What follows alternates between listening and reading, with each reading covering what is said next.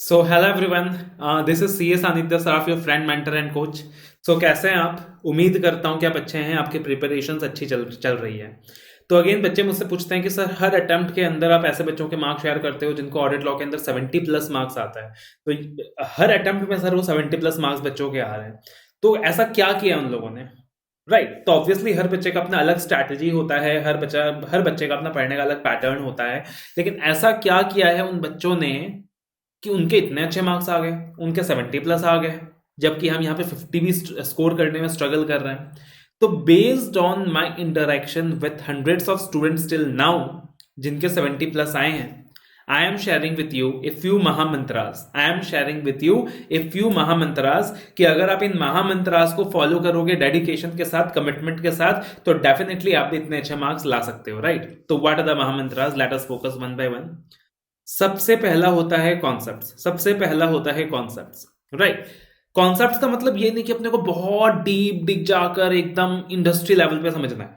अगर उतना समझ पा रहे हैं तब भी अच्छी बात है, वरना बेसिक जो ऑब्जेक्टिव है वो क्या है उसका? समझ लो सिंपल भाषा में, समझ लो सिंपल भाषा में, है ना? समझ लो सिंपल भाषा में। और आपने कॉन्सेप्ट समझ लिया, आपने कॉन्सेप्ट समझ लिया, एक बार समझ लिया, सिंपल भाषा में समझ लिया, आसान लैंग्वेज में समझ लिया, okay this is it, this is the concept, this is the objective, this is why the concept is there, this is what the concept says, ऐसा होता है। तो आपने सिंपल वे में उस कॉन्सेप्ट को समझ लिया। उसके बाद सबसे ज्यादा जो इंपॉर्टेंट चीज होती है वो होता है रिवीजन, वो होता है revision.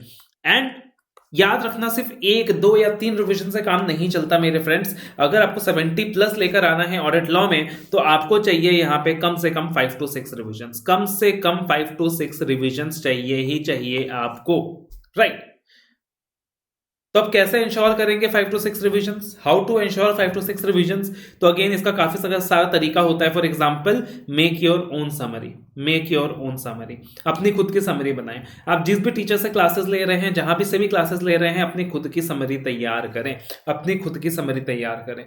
That is very very important. उसके अलावा कैसे होता है 5 से 6 रिवीजन? जब भी आप रिवाइज करेंगे, हमेशा हमेशा मेक श्योर कि आप क्या कर रहे हो, रिकॉल कर रहे हो gist of provisions in your mother language, in your mother language. मतलब आपने अंग्रेजी में पढ़ा है, तो जब रिवीजन करोगे तब भी आपको सिर्फ अंग्रेजी में नहीं सोचना, नहीं नहीं। जब रिवीजन कर रहे हो तो आपको हमेशा सिर्फ अंग्रेजी में नहीं सोचना, क्योंकि अल्टीमेटली यार, चाहे कितनी अच्छी अंग्रेजी आती हो, एग्जाम में भले इंग्लिश में लिख के आ रहे हैं, बट अल्टीमेटली हमें जो अपना मदर टंग में कंफर्ट मिलता है ना, वो किसी और भाषा में नहीं मिलता। तो अगर आप हिंदी में ज्यादा कंफर्टेबल हैं, तो उसके क्रक्स को हिंदी में रिकॉल करें। ऐसा था, ऐसा था, ऐसा था। ऑडिटर ऑडिट करने गया था, उसने एंटी ऑफ ऑडिट प्रोसीजर्स यहाँ पे देखा, फिर उसने एविडेंसेस लिया, फिर उसने कंक्लूजन फॉर्म करा। इस कंपनी में इतने डायरेक्टर्स थे, इससे ज्यादा डायरेक्टर अपॉइंट करना पड़ा, तो यहाँ पे एसआर पास करना पड़ा। तो उस प्रोविजन को रिकॉल करो अपने मदर टंग में, जो भी आपका मदर टंग है।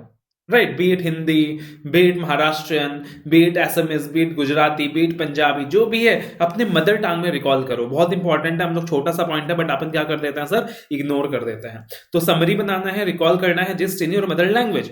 और उसके अलावा रिवीजन के अंदर भाई एक चीज बोल सकता हूं आपको, जिन बच्चों ने मुझसे क्लासेस ली है वो भी, जिन बच्चों ने क्लासेस नहीं ली है वो भी, आज की तारीख में 70% of the students across community जो अच्छे मार्क्स लेकर आ रहे हैं, आई कैन टेल यू कि they are using my voice clips, revisionary voice clips and revisionary videos. तो use my revisionary voice clips, use my revisionary voice clips plus videos I share in YouTube channel. Right, this is something that is going to definitely help you out a lot in your revisions. तो जरूरी है कि revision करें, 5 से 6 बार revision करें, cumulative revision करें। This is very very important. अब तीसरी चीज है, कॉन्सेप्ट्स हो गया यार, रिवीजन हो गया, ठीक है। बहुत ज्यादा इंपॉर्टेंट चीज है रिटन प्रैक्टिस। तो रिटन प्रैक्टिस इज समथिंग कि अपन मिस कर जाते हैं। अपन सोचते हैं यार ऑडिट ही तो है, लॉ ही तो है, तो लिख के नहीं देखते, सिर्फ ऑडिट करते रह जाते हैं, सिर्फ ऑडिट करते रह जाते हैं। और उसके चक्कर में क्या होता है यार, कि अपन एग्जाम में जब लिखते हैं तो वो कॉन्फिडेंस अपने अंदर नहीं आता, but ultimately you have to write in the exam. तो make sure you are doing a lot of written practice. जिस तरीके से एफआर एसएफ में आप सम्स लिख लिख कर करते हैं, मैं उस तरीके से ये तो नहीं बोलूंगा कि ऑडिट लॉ में आप सारे आंसर्स लिख कर करें, मगर कुछ आंसर्स रैंडम बेसिस में लिख कर जरूर प्रैक्टिस करें। That is going to help you out. चौथी चीज जो बहुत ज्यादा इंपॉर्टेंट है, that is give test. Give test बहुत ज्यादा इंपॉर्टेंट है यार, टेस्ट देना। जब आप बचपन में क्लास 11 में 12 में अच्छे मार्क्स लेकर आते थे तो यार टेस्ट देते थे, कितना टेस्ट देते थे, यूनिट वाइज टेस्ट देते थे, चैप्टर वाइज टेस्ट देते थे, 100 मार्क्स देते थे, सिलेक्शन होता था first term, second term, third term. लेकिन आज अब टेस्ट देना ही भूल गए हैं, आज अब टेस्ट देना ही भूल गए हैं। लेकिन please give test my friends. मैं आपको क्या बताऊं, ऐसे ऐसे स्टोरीज हैं मेरे पास, रियल स्टोरीज हैं। जैसे फॉर एग्जाम्पल एक मेरा स्टूडेंट था पुलकित, 71 आए थे ऑडिट में, अभी 3 या 4 अटेम्प्ट पहले की बात है, 71 आए थे ऑडिट में।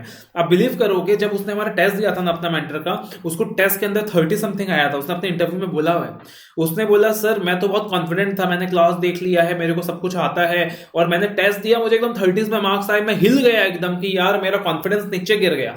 मैंने दोबारा से आपकी क्लासेस देखी, सेकंड टाइम देखा, सेकंड व्यू को यूज करके मैंने दोबारा से चीजें रिवाइज करी, दोबारा से रिकॉल करा, तब जाकर एग्जाम में मेरे इतने अच्छे मार्क्स आ पाए। वरना सोचो वो बच्चा जो 71 लेके आ रहा है एग्जाम में, वो फेल हो रहा होता है एग्जाम हॉल में अगर वो टेस्ट देके नहीं आता। तो यार please give test, it is very very important, it is important for every subject. Give test, जहां देना है वहां दो। हमारा खुद का प्लेटफॉर्म है अपना मेंटर का, जिसकी रिलायबिलिटी की मैं गारंटी दे सकता हूं, वहां भी दे सकते हैं, कहीं और भी दे सकते हैं, मगर टेस्ट जरूर दो भाई। इसके अलावा give importance to ICI material, give importance to ICI material. Yes, मैं खुद एक टीचर हूं, मैं खुद अपने मटेरियल प्रोवाइड करता हूं, अपना कॉन्सेप्ट बुक, अपना क्वेश्चन बैंक, अपना एमसीक्यू बुक मैं खुद प्रोवाइड करता हूं। फिर भी मैं आपसे कह रहा हूं give importance to ICI material. ICI material को आप हमेशा इज्जत दें। भले आप किसी भी टीचर के कॉन्सेप्ट बुक को यूज कर रहे हैं, मेरा खुद का समराइज नोट्स है, कॉन्सेप्ट बुक है, आप यूज कर रहे हैं, फिर भी आईसीआई मटेरियल को इज्जत दो। क्योंकि क्या होता है कि यार आईसीआई मटेरियल जब आप देखते हो, एक तो फैक्ट है यार, आईसीआई मटेरियल का जो कवरेज होता है वो सबसे एग्जॉस्टिव कवरेज होता है। तो पहले आपने आपके टीचर ने जो कराया है उसमें कंफर्ट लेवल आ जाए, तो आईसीआई मटेरियल को जब रेफर करोगे तो कुछ एडिशनल दिखेगा तो मार्क कर सकोगे। उससे ज्यादा आईसीआई मटेरियल जब आप देखोगे ना, तो आपको बहुत कुछ सीखने को मिलेगा। Many key words you are going to get, many good language you are going to get, जो कि आप पिकअप कर सकते हो आईसीआई मटेरियल से। फॉर एग्जांपल, आप कोई भी स्टैंडर्ड का प्रोनाउंसमेंट बुक उठा लो, भले ही आप, मैं कहता हूं कि आपको प्रोनाउंसमेंट बुक से स्टैंडर्ड नहीं पढ़ना, लेकिन मान लीजिए आपको 3 या 4 ऐसे फ्रेजेस मिल जाएंगे कि आप बोलोगे यार कोई भी क्वेश्चन स्टैंडर्ड का आएगा तो मैं ये 3 या 4 फ्रेज यूज कर पाऊंगा। आप प्रोफेशनल एथिक्स का स्टडी मैट उठा लो, तो आप जब एक बार देखोगे उठाकर स्टडी मैट, आपको ऐसे वर्ड दिख जाएंगे हर क्लॉज के अंदर, या ऐसे शब्द दिख जाएंगे, ऐसे फ्रेजेस दिख जाएंगे कि आप बोलोगे यार ये तो मैं किसी भी क्वेश्चन में यूज कर सकता हूं। तो give importance to ICI material. Plus जब क्वेश्चंस की प्रैक्टिस की बारी आती है, तो आईसीआई के स्टडी मैट के अंदर जो क्वेश्चंस है, आरटीपी में जो क्वेश्चंस है, एमटीपी में जो क्वेश्चंस है, उनको इंपॉर्टेंस अपने को हमेशा देना है। आईसीआई के मटेरियल को अपने को बहुत इज्जत देनी है। This is very very important, right, this is very very important. और फाइनल महामंत्रा मैं यहां पे जो कहना चाह रहा हूं आपसे, फाइनल महामंत्रा भी नहीं बोलूंगा, 2 और महामंत्रा शेयर करूंगा। एक 6th, start preparing for 1.5 days from now on। अभी से 1.5 डेज की तैयारी शुरू कर दें। ये ना सोचे कि बाद में देखेंगे, वो 1.5 डेज भैया तुम्हारे लिए बहुत इंपॉर्टेंट है। अभी से तुम 1.5 डेज की तैयारी शुरू कर दो, अभी से। कल करे सो आज कर, आज करे सो अब। अभी से 1.5 डेज की तैयारी शुरू कर दो। जो भी पढ़ रहे हो ना तुम ऑडिट लॉ में, ये सोचकर पढ़ो कि यार मेरे को 1.5 डेज में रिवाइज करना है भाई। आज मैं इतना बल्कि कंटेंट पढ़ रहा हूं, बट एक बाद में रिवाइज कैसे करूंगा? तो अगर आपका कंटेंट ऑलरेडी सिंप्लीफाइड है, वेल एंड गुड। अगर आपका कंटेंट बल्कि है, उसे सिंप्लीफाई करो, मार्किंग्स करो, समरी बनाओ, जो करना है करो। थोड़ा एक्स्ट्रा टाइम जाएगा, भी फालतू टाइम जाएगा, जाने दो, लेकिन start preparing from 1.5 days from now. Start preparing from for 1.5 days from now, right. और रिवीजन के अंदर एक पॉइंट और ऐड कर रहा हूं, मैं रिवीजन के अंदर ही ऐड कर रहा हूं। The first revision should be your best revision. जब आपका पहला रिवीजन होगा ना, ये आपका बेस्ट रिवीजन होना चाहिए। भले ही इस रिवीजन के अंदर अपने को 2 दिन फालतू लग जाए, 3 दिन फालतू लग जाए, 4 दिन फालतू लग जाए, लेकिन अपना फर्स्ट रिवीजन बेस्ट रिवीजन होना चाहिए। किसी सब्जेक्ट में कॉन्फिडेंस नहीं आ रहा ना, सेम किसी चैप्टर के अंदर, सेम चैप्टर को 3 दिन तक रिवाइज करते रहो। अगले चैप्टर में जाओ, बट पिछले चैप्टर के बारे में अपने इनर कॉन्शियस माइंड में सोचते रहो, बट मेक श्योर कि your first revision should be the best revision. And finally, something that 90% of the students tend to ignore in audit and law, but that can be the game changer. Focus on presentation and interlinking, my friends. Focus on presentation and interlinking, very very important कि आप interlinking and presentation पे focus करें। किस तरीके से provisions आपस में interlinked होते हैं, एक ऐसे दूसरे से लिंक्ड है, कंपनी ऑडिट का सेक्शन उससे लिंक्ड है, लॉ के सेक्शंस की लिंकेज किस तरीके से है, तो आपस में लिंक करें, इंटरलिंक करना सीखें, एग्जाम में इंटरलिंकिंग को अप्लाई करना सीखें और प्रेजेंटेशन पे फोकस करें, क्योंकि अल्टीमेटली आपको एग्जाम के अंदर लिख के आना है, राइट करके आना है। एक इजी क्वेश्चन आता है, आसान सा क्वेश्चन आता है, पूरी जनता लिख कर आ रही है, पूरा देश आंसर लिख कर आ रहा है, तो एग्जामिनर वहां पे एवरेज मार्क्स देते जा रहा है, 4 में 2, 4 में 2, 4 में 2, लेकिन आपको 4 में 4 लाना है। तो आप जब आंसर लिखोगे तो एग्जामिनर जब रीड करेगा तो उसके मन में आना चाहिए वाह मजा आ गया। जब एग्जामिनर के मुंह से ये निकलेगा ना, दिल से ये निकलेगा ना वाह मजा आ गया, तो मतलब समझ लो आपको 4 में 4 भी दे देगा।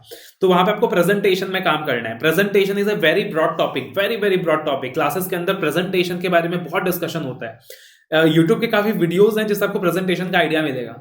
जैसे एक वीडियो है real art of presentation, real art of presentation बोलकर एक वीडियो है जहां पे एक स्टूडेंट का सर्टिफाइड कॉपी के थ्रू मैंने आपको सिखाया है कि what is the real presentation. तो उस वीडियो को आप देखें, आपको उससे प्रेजेंटेशन का आइडिया मिलेगा कि what is called presentation, how you can work on presentation. So presentation can be the key, presentation can be the game changer. ठीक है, तो ये 7 महामंत्रास अगर आप फॉलो करने को तैयार हैं तो मैं वादा कर सकता हूं कि भैया ऑडिट लॉ में तुमको अच्छे मार्क्स लाने से कोई नहीं रोक सकता। You can get exemption both in audit as well as law, you can get 70+ in both audit as well in law. But आपको क्या करना है, एक फिक्स्ड मेथडोलॉजी के साथ, एक कमिटमेंट के साथ ये सातों चीजें फॉलो करनी। तो बोलो, क्या जनता फॉलो करने को तैयार है? शादी करते हैं तो 7 कस्में खाते हैं, 7 वादे करते हैं। तो अब सीए डिग्री से भी शादी कर चुके हो और सीए डिग्री में पास होना है तो ऑडिट लॉ में अच्छे मार्क्स लाने होंगे। तो क्या ये 7 कस्में, 7 वादे पूरा करने को तैयार हो आप? अगर तैयार हो तो ऑडिट लॉ में अच्छे मार्क्स आ जाएंगे, इसकी गारंटी है ना, इसकी गारंटी है, राइट।